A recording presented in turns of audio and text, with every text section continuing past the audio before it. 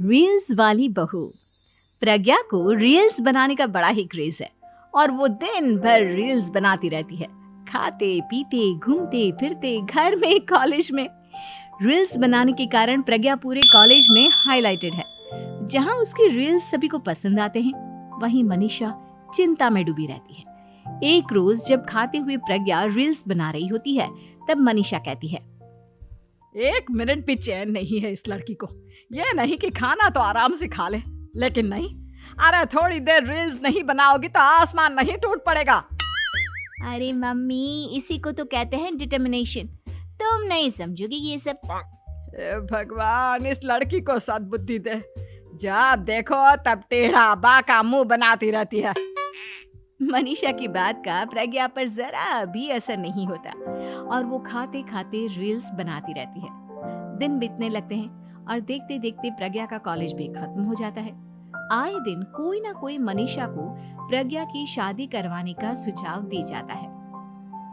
सब ठीक ही कहते हैं, प्रज्ञा की शादी कर देनी चाहिए। अपने घर के काम काज में व्यस्त हो जाएगी तो खुद ही ये रील्स और नाच गाना बंद हो जाएगा। मनीषा और प्रेम प्रज्ञा के लिए एक अच्छा लड़का ढूंढने लगते हैं और तभी विकी का रिश्ता प्रज्ञा के लिए आता है, जिसने प्रज्ञा को उसकी रील्स देखकर पसंद कर लिया था।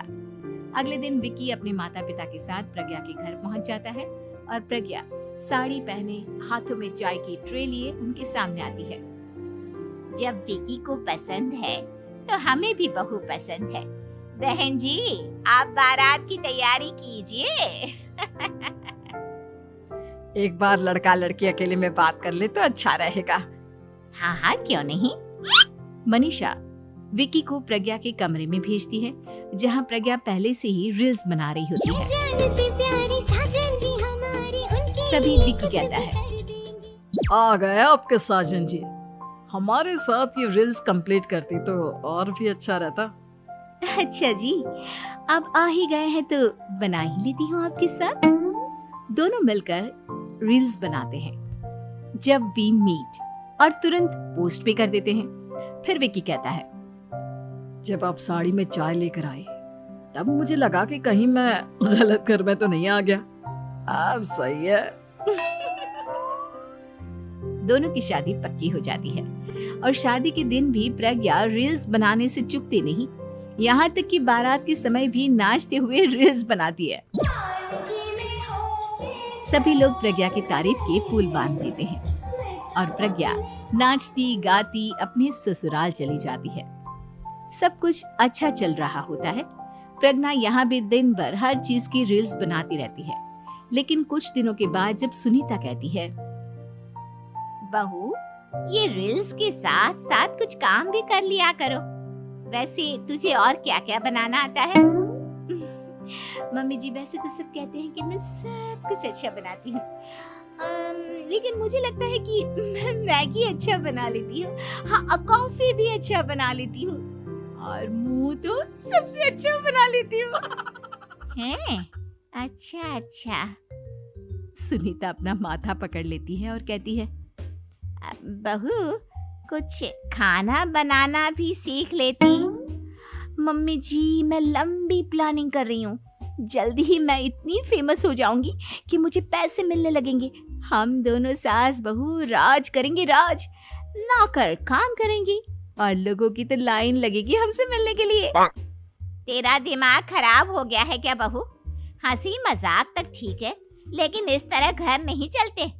जितना जल्दी हो इस घर के तौर तरीकों को सीख लो। प्रज्ञा मुंह घुमाकर चली जाती है और तुरंत उसी वक्त एक रील बनाती है।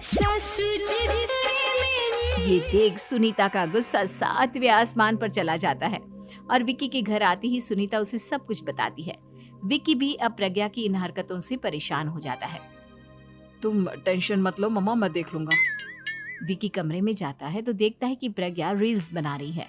विकी बड़े ही प्यार से प्रज्ञा से कहता है, प्रज्ञा, इन सब के लिए मैं तुम्हें मना नहीं कर रहा हूँ, लेकिन फिर भी हर वक्त तो ये अच्छा नहीं लगता ना। समझने की कोशिश करो, मुझे भी तुम्हारा थोड़ा वक्त चाहिए। मैं जब ऑफिस से आता हूँ तो मुझे समय देने की जगह इसी में लगी रहती है। तुम ज्यादा ही सोच रहे हो। तुम भी मेरे साथ रील्स बनाओ ना, तुम्हें भी बहुत अच्छा लगेगा। तुम्हें इज्जत से कोई बात समझ में नहीं आती क्या? दिमाग खराब हो गया है तुम्हारा इस चकाचौंध से। अगर तुमने अपना रवैया नहीं बदला तो मैं तुमसे दूर चला जाऊंगा। तुम ही रिश्ता लेकर आए थे, मुझे लड़कों की कमी नहीं थी और ना आज है। विकी दरवाजा पटककर चला जाता है।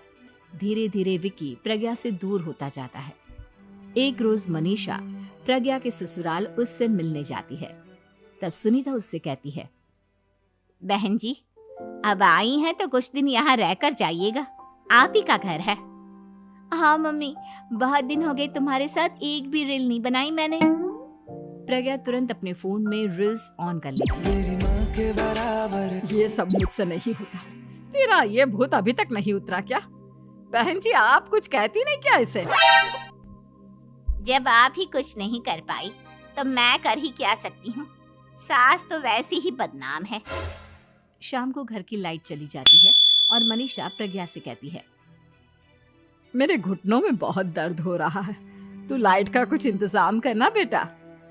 अच्छा, कैंडल जला देती हूँ मम्मा। प्रज्ञा गाते हुए कैंडल जलाती है और खिड़की के पर्दे के पास रख देती है। मनीषा, जिसे बहुत दर्द हो रहा है, वो सो जाती है और प्रज्ञा हमेशा की तरह अपने रील्स में लग जाती है। उधर कैंडल की वजह से पर्दा आग पकड़ लेता है और मनीषा के कमरे में आग लग जाती है। बचाओ, कोई है, बचाओ। सभी भागते हैं और विकी कमरे की आग बुझाने में लग जाता है, लेकिन तब तक मनीषा आधी जल चुकी थी। मनीषा की हालत देख प्रज्ञा रोने लगती है।